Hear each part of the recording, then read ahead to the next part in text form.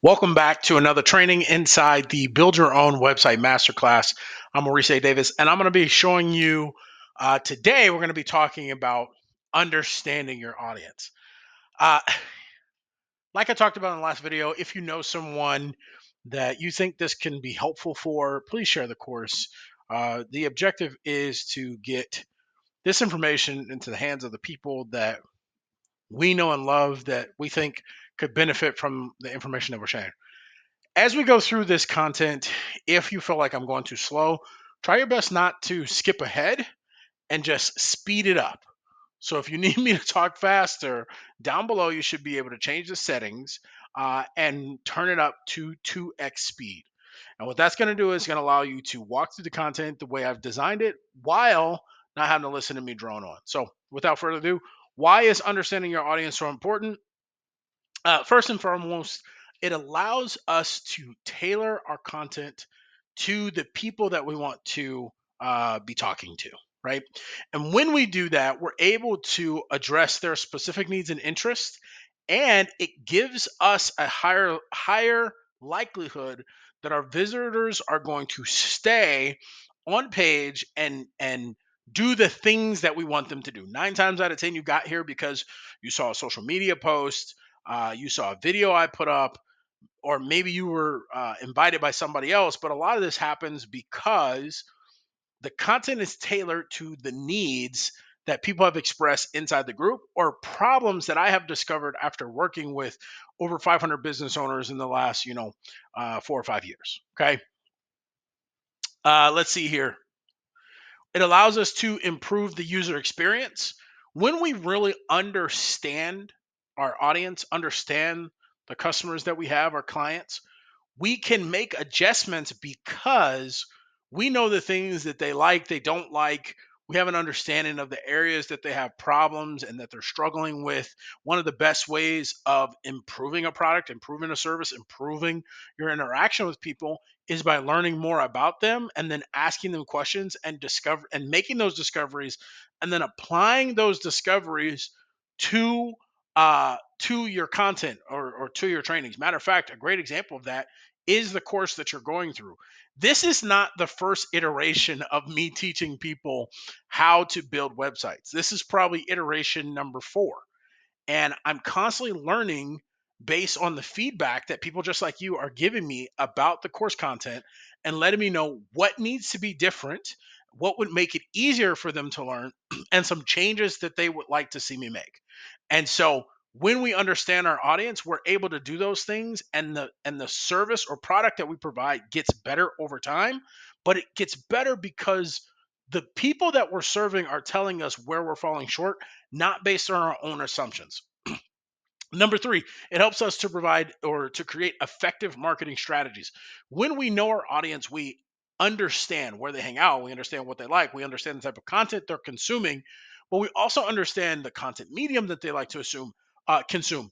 And it allows us to spend less time on the stuff that's not working and then focus on the things that we know are going to get the job done. And so what that allows you to do is you can create a more directed message, and you can use more of your energy in the spaces that work. And so you're going to get a higher return on investment or ROI. Okay. And then lastly, and just so we're all on the same page, I've shared this before, but I'll keep reminding you, nothing that I'm sharing is the end all be all. These are just the ones that I believe are some of the more valuable reasons why for this particular topic, right? So there are tons of other reasons why you would want to know who your audience is, but I'm not going to like beat you over the head with all of the reasons ever. So just know that I'm saying this is lastly, but for our purposes, the top 4 reasons. The last one is informed decision making. When you know who your customer is, or when you understand who your audience is, you can make slight adjustments that is really catered to what they want to see. Matter of fact, I had a situation with a company I was working for, and the leader didn't like I'm the leader didn't like something, and after doing an assessment, talking to the clients, getting to know the guests, what I found out was the guests really wanted the thing that the district leader was like, no. Okay. And so what we were able to do is create a small sample test and make a change to the way that they offer their services to the guests to see if the guest likes it. Right. And so these are the things that we can do because we have the information necessary. And we can do all of this with a website, with the resources, yada, yada, yada. Okay. So the next piece is aspects of understanding the customer. So there are tons of elements when you start thinking about, well, I know I need to understand my customer, but what do I want to know about them? And so these are kind of the high level pieces. There will be additional trainings that kind of go into this. I've also included some resources inside of the course, some places that you can go to do some of this work. And also some pieces that will get deeper into some of these aspects. I have I'll talk about it later on, but I'll share it with you. There's an additional training that's related to this that kind of goes deeper into this stuff. So let me explain these different aspects, what they are. So the aspects are the areas that you want to focus on when you're doing research about your customer and the stuff that you want to know. So the first one is demographics. This is the basic information about people: age, gender, income, education level, what kind of job they have, et cetera, et cetera. Oftentimes I describe this as the stuff that like you can put into a census, right? If you're familiar with the US Census, these are things that are really easy to say yes or no to. Oftentimes, these are the things that people are going to publicly talk about. These are the things that they're going to share on their social media profile. Demographic data is oftentimes very easy to categorize. Do you work in finance or not? Do you make more than $80,000 or not? Right? There's not a lot of gray area when it comes to demographic data. Um, the good news is because it is so readily available, oftentimes you can find it very easily with limited barrier. The bad news is because it's so readily available and limited barrier, that you can have quality issues, right? Is everyone being honest about what they do when you go on their social profile? Most likely not. Um, but there also means that everyone can get it. And so it's valuable, but we have to understand that because it's so available, it also means everybody has it. Okay. Then we talk about lifestyle. So how people live their lives, including their daily routines, habits, and preferences.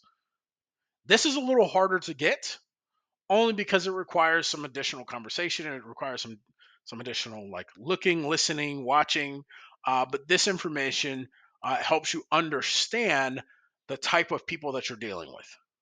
Then we have our values. What's important to your audience, their beliefs, their principles that guide their decisions and their behavior. So, do I value transparency? If I do, if your audience as a whole values transparency and you're accused of not being transparent, you're going to violate your audience, right? So that's what we talk about when we get into this value stuff. um, I'm not going to get into how we use this just yet. I was about to, but I'm not going to. Then we have attitudes, how people think and feel about things, which can influence their behaviors and choices, right? Our personality traits, characteristics, and quality that make up a personality, such as being organized, reflective, or empathetic. This can be that introvert, extrovert. How does that work? If you're not familiar with like the Myers Briggs concepts or the Carl Jung personality stack, then this is what we're kind of getting at with this personality trait, personality characteristic stuff. Understanding to just a general idea of who you're dealing with your audience can be very powerful. Okay. Their activities and hobbies, what are their interests? What do they like to do in their free time? Do they read? Do they write? Do they do yoga? Maybe they play piano. Whatever it is, if we can find this information and start developing a general, like understanding general commonalities across our customers or our audience, it makes it much easier for us to speak to them.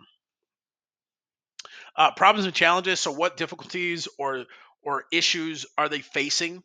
Uh, Oftentimes related to the product or service that you're offering, right? So, some of this that we're doing now, right now, The reason why there's a website course inside of this community is because I've noticed that most small business owners, or a large portion of small business owners, especially service business owners, do not have a website that they can be proud of. And so one of the things that I've done is said, okay, well, why is that? A lot of folks will say that it's cost. And so I want to help remove that problem or barrier. This doesn't actually this doesn't actually directly relate to the services that I offer. A lot of what I offer is around helping people figure out how to grow their network. It's around like content creation. It's around helping people write books, mostly things that's going to help them grow their network and build their authority. But these are the services that I offer. Helping someone build a website doesn't actually like it isn't directly related, but I do know that if someone doesn't have a website, when we start talking about where we're going to send people traffic wise, this becomes a problem or challenge that we have to overcome. So just know that sometimes the problems or challenges that you're going to solve for your audience are not directly related to the service that you provide. Okay. Um, their internal fears or concerns. What are they worried about? Anxieties. What things do they have inside that's keeping them from being able to take action? So one of the internal fears that um, folks that I work with oftentimes is this sense of like uh, challenge around feeling worthy. We may even say imposter syndrome. How do we figure out? How do we uh, accept the fact that we are some form of expert to someone, right? So if we can understand those, then we can speak to them. What do they want? What are their wants, the goals, achievements people aim for? Uh, one of the things that many people that I work with want is they want to figure out how to make at least six figures. That tends to be the number that people want to achieve, is kind of that six figure mark. And so, in a lot of my marketing, when I'm talking about things that I have achieved, things that I've done, you'll hear me talk about making six figures, because that's the number that people are like, that's what I want to do. I want to make six figures. Okay. Their online behavior. So, how do they interact with the internet? What websites do they visit? What social media platforms are they going on? And other types of content they may engage with. All right. So, these are the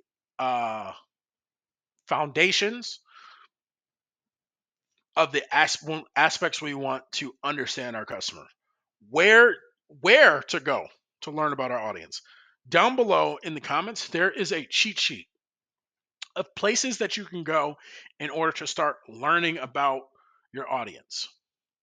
As this course continues to grow, I will do more and more trainings about those individual places and how I would go about doing it. But just know that that cheat sheet will show you where to go, and then you can start using that location as a way to learn more about your audience.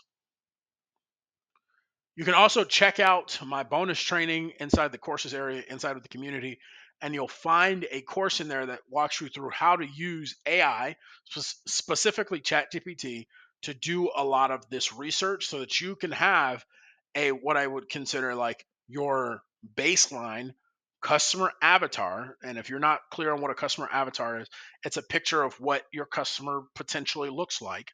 Customer avatar for your business or your service. Um, that's what we have for this particular training. Um, the objective here is to get you to a place where you can start to create that customer avatar. Take your time, go through that bonus training.